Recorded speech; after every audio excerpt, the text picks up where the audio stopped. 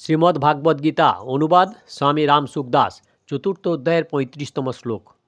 যজ্ঞজ্ঞাত্যা ন পুনর্মোহমেবং যস্যসি পাণ্ডব येन ভূতান্ন শেষেন দ্রচ্ছাসাত্মনথো মই। যে তত্ত্বজ্ঞান অনুভব করলে তুমি আর এরূপ মোহগ্রস্ত হবে না। এবং হে অর্জুন, যে তত্ত্বজ্ঞানের দ্বারা তুমি সকল প্রাণীকে সার্বিকভাবে প্রথমে নিজের মধ্যে এবং পরে আমার সচিদানন্দঘন পরমাত্মায় দেখতে সক্ষম হবে। ব্যাখ্যা: যজ্ঞজ্ঞাত্যা ন পুনর্মোহ এবং যস্যসি পাণ্ডব। আগের শ্লোকে ভগবান বলেছিলেন যে এই মহাপুরুষগণ তোমাকে তত্ত্বজ্ঞান সম্বন্ধে উপদেশ দেবেন, কিন্তু উপদেশ শুনলেই বাস্তবিক বোধ অর্থাৎ স্বরূপের যথার্থ অনুভব হয় না। শ্রুত্তাপ্পনং বেদন চৈব কশ্চিৎ।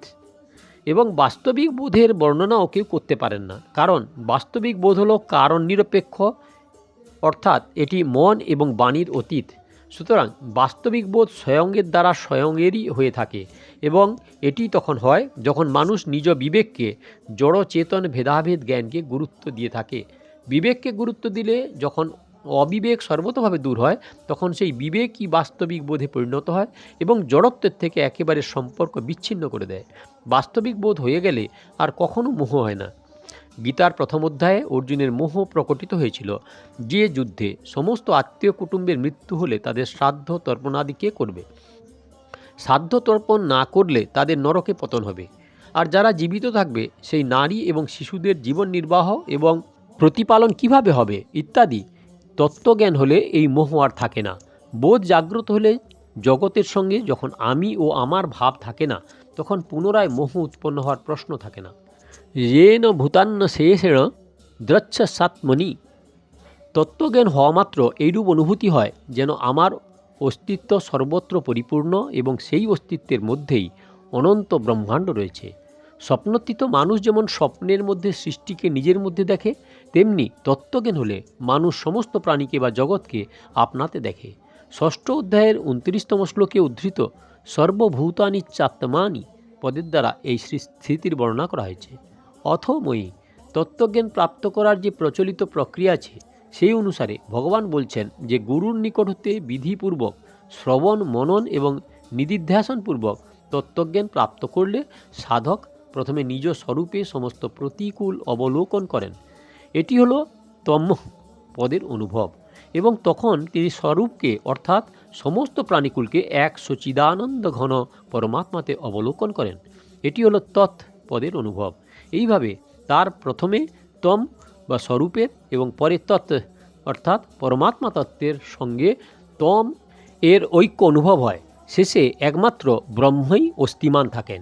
এই অবস্থায় দ্রষ্টা, দৃশ্য এবং দর্শন তিনটিরই কোনোটিরই থাকে না, কিন্তু লোকের দৃষ্টিতে তার নিজের বলে যে অন্তঃকরণ, তাতে যে ভাব দেখা যায়, সেটিকে ধরেই ভগবান বলেছেন যে তিনি আমাতেই সব কিছু দেখেন। স্থূল দৃষ্টিতে দেখলে সমুদ্র এবং তার ঢেউয়ের মধ্যে পার্থক্য দেখা যায়। ঢেউ সমুদ্র থেকে উঠে তাতেই লীন হয়ে যায়, কিন্তু সূক্ষ্মভাবে দেখলে বোঝা যায় যে সমুদ্র এবং তার ঢেউয়ের কোনো পৃথক অস্তিত্ব নেই। এক জলের দুই অস্তিত্ব। জল তত্ত্বে সমুদ্রও নেই, ঢেউও নেই। পৃথিবীর সঙ্গে সম্পর্কিত হওয়ায় সমুদ্রও সীমিত, ঢেউও সীমিত, কিন্তু জল তত্ত্ব সীমিত নয়। সুতরাং সমুদ্র বা ঢেউ না দেখে একমাত্র জল তত্ত্বের দিকে দৃষ্টি রাখাই যথার্থ কাজ।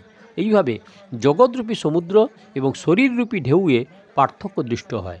শরীর জগৎ হতে উৎপন্ন হয় এবং লয় হয়, কিন্তু প্রকৃতপক্ষে জগৎ এবং শরীর ইত্যাদির কোনো পৃথক অস্তিত্ব নেই। একমাত্র পরমাত্মা তত্ত্বেরই অস্তিত্ব বিরাজমান। পরমাত্মা তত্ত্বে জগৎও নেই, শরীরও নেই। প্রকৃতির সঙ্গে সম্পর্কিত হওয়ায় জগৎ এবং শরীর সবই সীমিত, কিন্তু পরমাত্মা তত্ত্ব সীমিত নয়। অতএব জগৎ বা শরীর দৃষ্টিপাত না করে একমাত্র পরমাত্মা তত্ত্বে দেখাই হলো যথার্থ দেখা। শ্লোক নম্বর 36। ওপি চেদসি পাপেভ্য সর্বেভ্য পাপকৃত্তমঃ সর্বং জ্ঞান প্লবেনৈব ব্রিজিনং সন্তরিষ্যসি। যদি তুমি সকল পাপীর থেকে অধিক পাপী হও, তাহলেও তুমি জ্ঞানরূপে নৌকার সাহায্যে নিঃসন্দেহে সমস্ত পাপ সমুদ্র পার হতে পারবে। ব্যাখ্যা: ওপি চেদসি পাপেভ্য সর্বেভ্য পাপকৃতমঃ। পাপ আচরণকারীদের তিনটি শ্রেণীতে ভাগ করা যায়।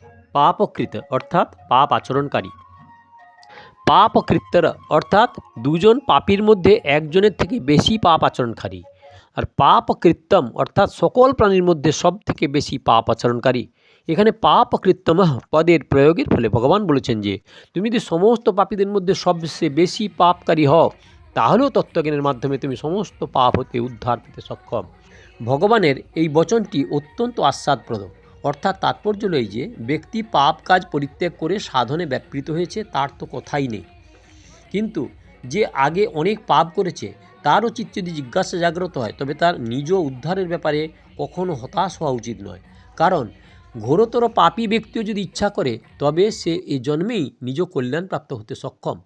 পুরানো পাপ তত বাধা হয় না যত বাধা নতুন পাপে হয়। মানুষ যদি বর্তমানে পাপ হতে নিবৃত্ত হয় এবং দৃঢ় নিশ্চয় হয় যে সে আর কখনো পাপ করবে না, শুধু তত্ত্বজ্ঞান লাভের চেষ্টা করবে, তাহলে তার পাপ দূর হতে বিলম্ব হয় না। যে স্থান শতবৎসর ধরে ঘন অন্ধকারে আবৃত, সেই স্থানে প্রদীপ জ্বালালে সেই অন্ধকার দূর হতে 100 বছর লাগে না। প্রদীপ জ্বালানো মাত্রই অন্ধকার দূরীভূত হয়। এইরূপ তত্ত্বজ্ঞান হলেই পূর্বকৃত সমস্ত পাপ সঙ্গে সঙ্গে দূর হয়। চেত যদি পদটির ব্যবহারের তাৎপর্য লই যে এইরূপ মানুষ সাধারণত পরমাত্মা শরণাগত হয় না, কিন্তু তাঁরা যে শরণাগত হতে পারে না তা নয়। কোনো মহাপুরুষের সংস্পর্শে অথবা কোনো ঘটনা, পরিস্থিতি, পরিবেশে ইত্যাদির প্রভাবে যদি তাদের মনে এইরূপ বিশ্বাস হয় যে পরমাত্মা তত্ত্ব জ্ঞান যদি অতি অবশ্যই প্রাপ্ত করা উচিত, তবে তারাও সমস্ত পাপ সাগর থেকে সামগ্রিকভাবে পার হয়ে যায়। নবম অধ্যায়ে 30 এবং 31তম শ্লোকে ভগবান এইরূপ কথাই অনন্যভাবে যাঁরা তার ভজনা করেন তাদের সম্বন্ধে বলেছেন। তিনি বলেছেন যে অত্যন্ত দুরাচারী ব্যক্তি যদি স্থির করে যে এবার সে ভগবানেরই সাধন করবে, তাহলে তারও অত্যন্ত শীঘ্র কল্যাণ লাভ হয়। সর্বং জ্ঞান প্লবেনৈব বীজিনং সন্তরিষ্যসি। প্রকৃতির কার্য, শরীর এবং জাগতিক সম্পর্কের জন্যই সমস্ত পাপ হয়ে থাকে। তত্ত্বজ্ঞান হলে যখন এই সব থেকে সর্বতভাবে সম্পর্ক ছিন্ন হয়, তখন আর পাপ কী করে থাকবে। মূলাভাবে কৃত শাখা জ্ঞান প্লব।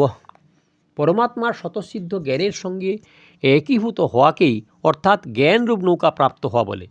মানুষ যতই পাপী থাকুক না কেন, জ্ঞানরূপ নৌকার সাহায্যে সে ওই পাপ সাগর থেকে নিরাপদে পার হয়ে যায়। জ্ঞানরূপে নৌকা কখনো ফুটো হয় না, ভেঙেও যায় না, এটি কখনো ডোবেও না। এই নৌকাই মানুষকে পাপ সাগর পার করায়। জ্ঞানযজ্ঞ দ্বারাই এই জ্ঞানরূপ নৌকা লাভ করা যায়। জ্ঞানযজ্ঞের শুরু থেকেই বিবেক তার সঙ্গে থাকে এবং তত্ত্বজ্ঞানে এই পূর্ণতা লাভ করে। পূর্ণতা প্রাপ্ত হলে পাপের আর লেশ মাত্র থাকে না। এই হলো শ্লোক নাম্বার 35 আর 36। দয়া করে সাবস্ক্রাইব করুন, ভালো লাগলে লাইক করুন, শেয়ার করুন। আর পেছনের ভিডিও শুনতে হলে কাকন বাসুতে ক্লিক করে ভিডিও দেখুন, আর আগের ভিডিও দেখতে হলে অপেক্ষা করুন।